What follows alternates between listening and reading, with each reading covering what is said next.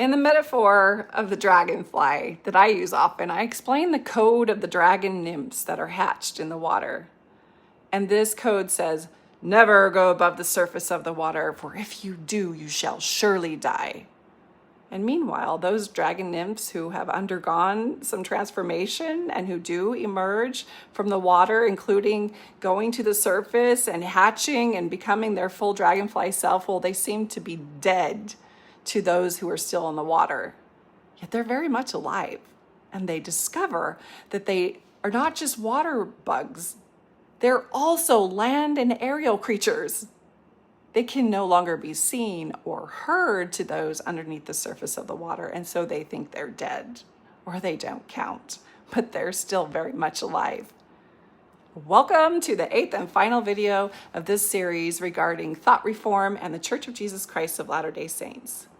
This method that I'm going to be talking about today, the 8th one of Lifton's criterion, is called Dispensing of Existence.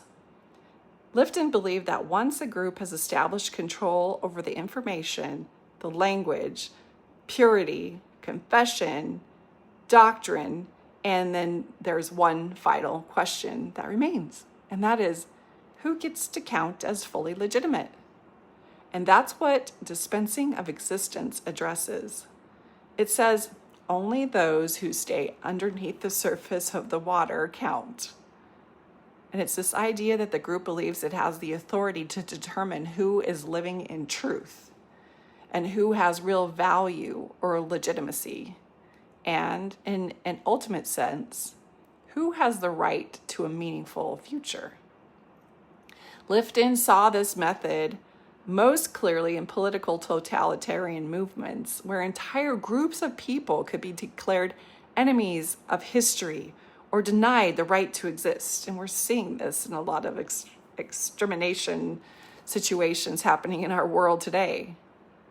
In religious settings, it often appears in less extreme, but it's still psychologically powerful. The underlining message becomes that if you are with us, then you possess the fullness of truth and purpose and hope and the one and only right way. But outside of us, something essential is missing. This doesn't necessarily mean that people outside the group are viewed as worthless. More often it means that they're seen as spiritually incomplete or deceived or lost or ultimately unable to reach their fullest destiny. The group assumes the authority to define who is truly alive in the most important sense. And this is why it matters. Humans have this deep need to belong. And if leaving the group is framed not merely as just changing organizations, but as risking your eternal future and your family relationships and your identity or your relationship with God, well, then the cost of questioning becomes extraordinarily high. The fear is no longer, oh, I might lose my church. No, it becomes, I might lose everything that ultimately matters in my world. And contrary to what the church may want you to believe, people who leave do not leave simply for a mess of pottage, if you know what I mean. They've done deep soul searching. And as with the other criteria, the faithful members often understand these church teachings as expressions of sincere religious conviction and faith, rather than social control. However, the examples that I'm going to share with you will describe ways that many former members interpret their experience through Lifton's framework. Number one is this idea of the only true and living church. It's a foundational LDS claim that the church is the only true and living church on the face of the whole earth, restored by living prophets. And for believers, this expresses a belief about divine authority.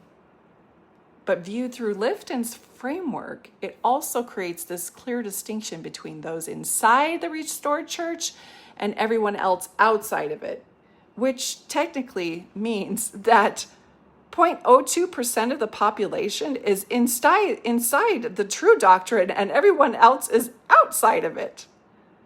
The implication is not simply that we have some helpful teachings or that we're just trying to strengthen your relationship with Christ, which is the one I hear most recently.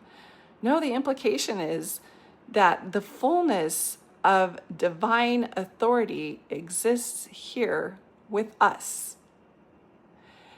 The second concept is that of eternal families. And one of the most emotionally significant teachings in the LDS theology is that families can be together forever through temple sealing. Many members experience this as deeply comforting. Families are together forever. But not only must you agree in a God that separates families in the next life, but for former members, leaving the church brought in an accompanying fear. If I leave, am I going to lose my eternal family? If I think differently, will I be separated from those that I love? If I no longer comply, have I jeopardized my children's future? And whether or not those fears reflect official doctrine in every detail, they can make departure feel like an existential loss rather than simply a change in religious affiliation. And in this way, a church that claims to be family-centered does far more damage than a church without these teachings. Number 3 is the idea of a covenant path. Recent church emphasis on remaining on the covenant path, it highlights the importance of continuing in the temple covenants and ordinances. You are taught to think celestial. From Lifton's perspective, this can reinforce this idea that the fullest spiritual life is found only within the defined path. And those who leave may therefore be perceived as having stepped away from the safest or the most complete route to God's promises. Number 4 is apostasy. And this word apostasy, it carries significant theological weight. Rather than meaning someone who changed their beliefs, it often implies a departure from the truth or the covenant. And for former members, that label can feel as though their sincerity and their integrity or their thoughtful decision-making is overshadowed by some narrative that already explains what happened to them. Number 5 is this term lost or deceived or led astray. And many former members report hearing explanations like they were deceived or Satan got a hold of them. They're part of the lost sheep. Their name needs to be put on the altars of the temple. They were too proud or too offended, or they lost the spirit. They fell away. And those interpretations are wheat among tares. That's another one. These are tares among wheat. Anyway, these interpretations may be sincerely held by believers, but through Lifton's lens, these terms function to delegitimize the person's decision in favor of seeing the reasons why only through the group's theological framework, rather than through the person's own understanding and their own experience. And number 6 is social belonging. In the concept of dispensing of existence, it's not only theological, it also can operate socially. And many members describe their experiences like feeling less trusted after leaving, or being viewed as spiritually unsafe, or they become invisible, or becoming a family concern or a family project. We must reel them back in, or finding that their relationships have changed because they no longer share the same religious identity. And not every family responds this way, but in the LDS church, most do. And when it happens, it can reinforce this message that belonging is conditional upon your continued participation in the way we want you to participate. And here's the psychological consequence of this dispensing of existence. Over time, a person might begin to believe, if I leave, I won't simply just have different beliefs. No, instead, I might lose my community. I might lose my family. I might lose my purpose. And I may lose God's approval. And I might lose my eternal future. And that fear is what keeps them insulated within the groupthink. And when identity and belonging and destiny become tightly intertwined with one institution, then your questioning can feel existentially threatening to your nervous system. And here's the difference between a healthy conviction versus this dispensing of existence. Lifton he didn't argue that religions should avoid believing that they have truth claims. The distinction lies in how those claims affect the status of people who don't agree with it. And a healthier posture might say, we believe that our path is true, and we respect the dignity and moral agency of those who choose differently. And you might hear this in the church, but those who live in it, they feel it a lot differently. That's what they want you to believe, but your lived experience is much different. And this dispensing of existence, it moves more towards those outside our path are, in an important sense, missing out on what makes life ultimately valid and complete. And the difference is less about having convictions. And it's more about who gets to define another person's legitimacy or their destiny or their spiritual path. This is why Lifton ended with this criterion. So let's review them all really quick. And this final criterion ties all the others together. The milieu of control, it shapes what information is allowed to enter in. The mystical manipulation, it gives events sacred meaning. The demand for purity creates an impossible ideal self. Confession reinforces dependence on authority. Sacred science establishes unquestionable truth. The loaded language provides ready-made interpretations.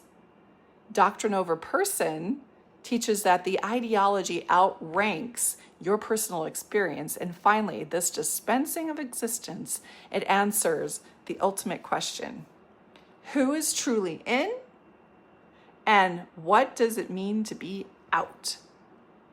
And for many people leaving high-demand religious systems, one of the most profound parts of their recovery is discovering that meaning and morality and love and purpose indeed can and do continue outside of the institution that they're leaving. And regardless of where they ultimately land spiritually, reclaiming the freedom to define a meaningful life for themselves is an important step in rebuilding this stable sense of identity. And learning to fly like a dragonfly instead of swim like a dragon nymph, and learning to eat bugs instead of plankton can be instinctual for a dragonfly. But they are far more free than being resigned for life to only one pond. Being raised in a pond doesn't have to be the end of our story. You and I, we get to expand beyond what we inherited once we understand the systems of control that we've been incubated in for centuries. And it's a far more complex journey for humans to leave these old paradigms than it is for dragonflies, for sure. And that is why I do the work that I do. We shed that old exoskeleton. We reconnect you to your internal instincts so that you can fly free and create organically and build your world as the sovereign self that you're designed to be. So if you're looking for support through this journey, reach out. I got some things for you.